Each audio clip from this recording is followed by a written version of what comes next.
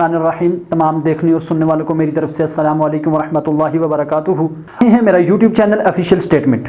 हमारा वीडियो बनाने का मकसद ये नहीं कि हम किसी की दिल आज़ारी करें, किसी को तकलीफ़ पहुँचाएँ और किसी को हमारी ये वीडियो या हमारी बातें सुनकर दुख हो। हमारा मतलब तो ये है कि हम हक़ाइक़ को सामने लाएं और हक़ाइक़ को सामने लाने की कोशिश करें। हम अपने वो तमाम मुस्तनिद ज़राए सोर्सेज इस्तेमाल करते हैं जिससे हमें सच्ची और मुस्तनिद खबरें मिलती हैं।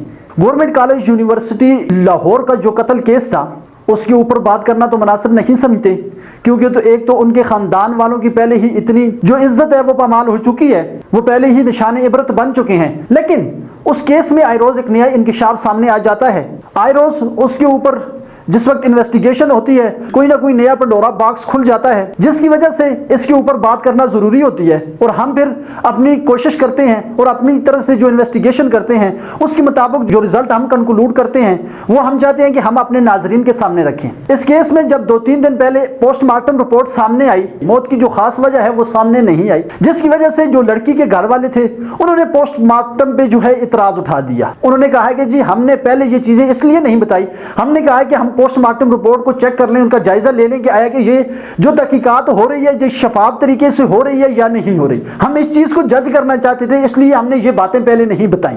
उन्होंने कहा है कि जी पोस्टमार्टम रिपोर्ट में 3 मेन जो चीज़ें थी वो छुपाई गई हैं। उस लड़की के भाई ने बताया कि जी लड़की को जिस वक्त गुस्ल दिया जा रहा था तो उसकी वालदा ने उसको बताया कि उसके सर में एक शदीद किस्म की चोट थी, जिसकी वजह से गुस्ल के वक्त भी उसकी उस जख्म से खून बह रहा था। ये चीज़ जो है ये पोस्टमार्टम में शो नहीं की गई। उसके बाद उसके कान में स्वेलिंग थी, ये भी चीज़ पोस्टमार्टम में शो नहीं की गई। और तीसरी जो मेन चीज़ है वो ये है कि उसकी पीठ पर नाखनों के निशान थे कि किसी चीज़ ने उनको नाखनों से खरोचा। ये तीनों चीज़ें पोस्टमार्टम रिपोर्ट में जो है वो छुपाई गई हैं। वीडियो बनाने का मकसद ये नहीं, हम ये चाहते हैं कि उनके घर वालों को मुकम्मल और शफाफ इंसाफ मिल जाए। ये तो मिलना नामुमकिन है, लेकिन हम अपने हिस्से की जो आवाज़ है वो उठा रहे हैं। हम उनकी फैमिली के साथ मुकम्मल ताज़ियत में हैं।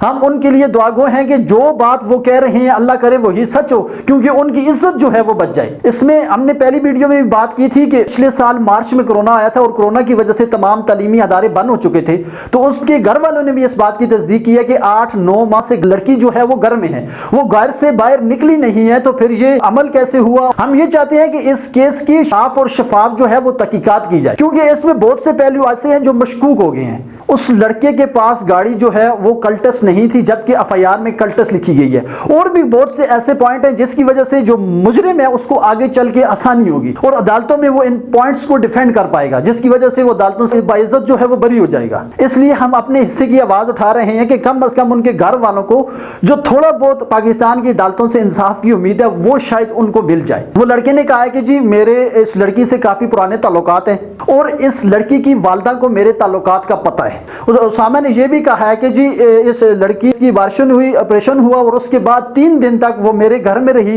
लड़की के घर वालों ने यह बताया है कि जी लड़की दिन 2 बजे अपनी फीस लेकर लाहौर के लिए रवाना हुई तो 5 बजे उसका नंबर बंद हुआ। सर्विस का इशू बनाया कि शायद कोई सर्विस का इशू इसलिए उससे रब्ता नहीं हो रहा, लेकिन कल हो जाएगा। लेकिन जिस वक्त दूसरे दिन हमें एक और नंबर से कॉल आई जिसकी वजह से हमें बताया गया कि आप फलां अस्पताल पहुंचे, आपकी लड़की वहां एडमिट है। एक दफ़ा भी कॉल आई, दूसरी दफ़ा भी कॉल आई, लेकिन जिस वक्त हम अस्पताल पहुंचे तो हमने देखा कि पुलिस उसके इर्द गिर्द जमा है और लाश की वो तफ्तीश कर रहे थे। पुलिस वाले ने लड़की की वालदा से पूछा ये लड़की आपकी है? जी उसने कहा जी लड़की मेरी है। लेकिन उन्होंने कहा जी हमें कॉलें आई हैं, तो अपना नाम उसामा बताया और उसामा बताने के बाद हमें यह कहा कि आपकी लड़की फलां हॉस्पिटल में एडमिट है। जिस वक्त उस नंबर को ट्रेस किया गया तो वो नंबर जो था वो उसामा ही का था। जबकि जिस वक्त बात DNA की गई, उसामा से पूछा गया कि भाई जिस वक्त DNA होगा तो उसको दूध का दूध और पानी का पानी हो जाएगा, हर चीज सामने आ जाएगी। तो उस वक्त उसामा ने बड़े कॉन्फिडेंस से कहा जी बिल्कुल हम भी DNA का इंतजार कर रहे हैं, DNA रिपोर्ट आ जाए और दूध का दूध और पानी का पानी हो जाए। तो इससे एक शुबा और होता है कि अगर उसामा इतने कॉन्फिडेंस से DNA रिपोर्ट का इंतजार कर रहा है तो फिर इसके कत्ल के पीछे कौन है? आखिर इस लड़की को कत्ल किसने किया और उसामा किस शख्स को जो है वो बचा रहा है? उसामा किसकी तरफ से जो है ना एक वकील बन के इस केस की पैरवी कर रहा है? उसामा खुद भी इसमें एक मुजरिम है कि वो एक मुजरिम को बचा रहा है। ہے، مجرم کی پشت پناہی وہ کر رہا ہے۔ لیکن لڑکی کے بہن اور والدہ ہے، انہوں نے کہا جی ہمیں پوسٹ مارٹم FIR پہ شک ہے تو DNA بھی جو ہے وہ صاف اور شفاف نہیں ہوگا، ہمیں اس کے اوپر بھی شک ہے، ہم اس کے اوپر بھی یقین نہیں کرتے کہ DNA ہمیں جو ہے وہ انصاف دلا سکے گا۔ لیکن آخر میں پھر میں اپنی ماں اور بہنوں کو ایک پیغام ضرور دینا چاہتا ہوں کہ وہ اپنے ماں باپ کی عزت کا خیال ضرور رکھیں، اپنی سیلف رسپیکٹ کا خیال ضرور رکھیں۔ آج وہ مریم مر چکی ہے لیکن اس کے والد